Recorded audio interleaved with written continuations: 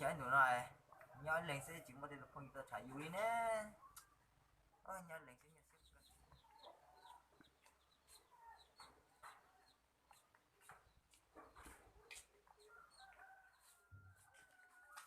To lần đây. To. Đó. Nó hả? Nhưng tụi này nhớ đi chả thế nào coi. Cô nhớ lên xem. Nhưng tụi này khẩn gì đi chả nè. Tới tụi nó thì chỉ có cách khẩn gì à. Đi nó. Nhưng tụi này mua hoa lửa đó. Chỉ mua hoa lửa qua khi cho tối nhé đấy nha. Giá. Cũng mà nó lấy cái lấy mua hoa lửa nó tao được hơn á. Để gì? Dù chỉ có rồi chỉ tao là nhưng chế là lấy cày vô vì dù chỉ tao nó đỡ chỉ lấy chỉ vô hoa lửa đi. Con này có buồn chế thế à? Tới tụi nó thì cũng chỉ chúng chế là nó chế ra. Thế sẽ là giờ đây vừa giờ thì tối nhé này rồi. Cho thì chỉ câu thế.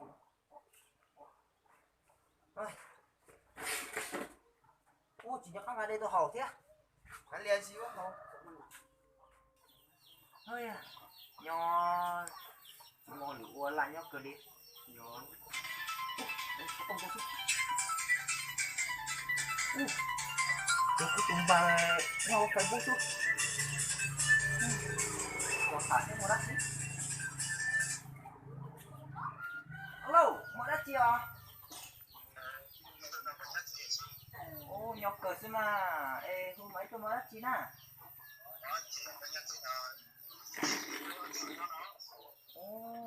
Cái tôi chả cũ lò.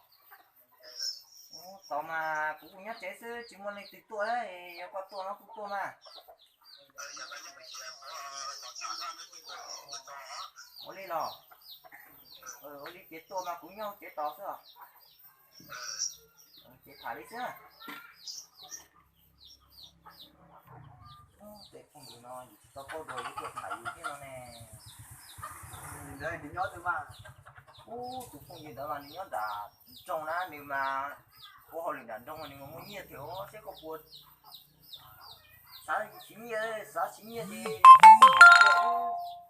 chỉ dễ chỉ có chỉ tuột tròn chỉ có tụt chế có như thế nó kia thì tôi như xưa Ủa, chỉ xí khi rồi à? nó cứ chỉ dễ tuột có nên đó này cũng toàn thời thả cái con một chế nó chỉ còn nếu năng cả chế thì tôi như Ủa, linh đơn.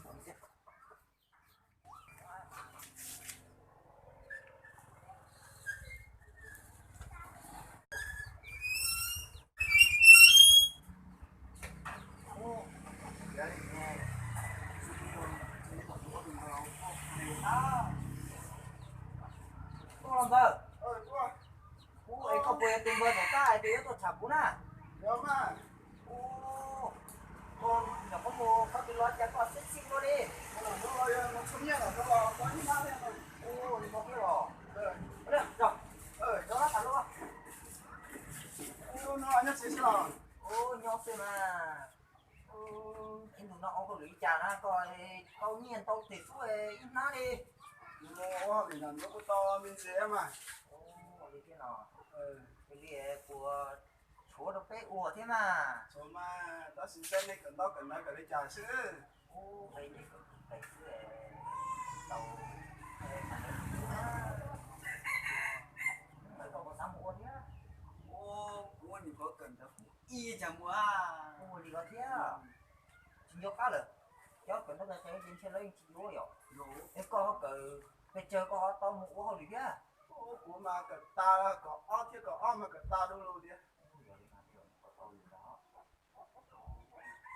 coi qua hồi để tao cũng nhớ cái gì mua chéo lúa nó lấy chỉ vô đi Nhưng nó mua đào ở giò tỏ tay rồi đi on đi chưa. Bởi vì on đánh mua on chia cho là cái chỉ tàu vô nó na Nhưng mà sẽ đến đây nhau phải tao sẽ là làm bắn đau đấy thế giờ. Xin một cần tao có té đi.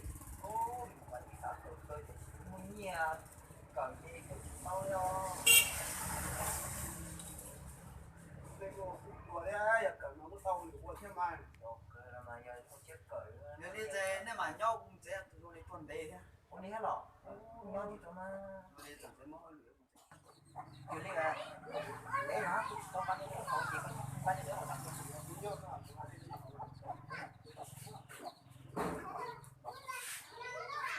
Ô, uống nào chứ đây. Cái gì nè?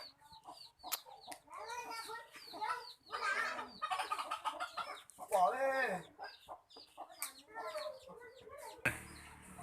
Chấm một con xe này, con này con xe này. Xe đi thể của nhau rồi. Nhau thiệt à? Nhau theo. Chấm một con xe này. Con này sẽ về nhưng mà không làm luôn thôi. Yeah, nó không chạy luôn. Một con xe là để nó không sao đấy.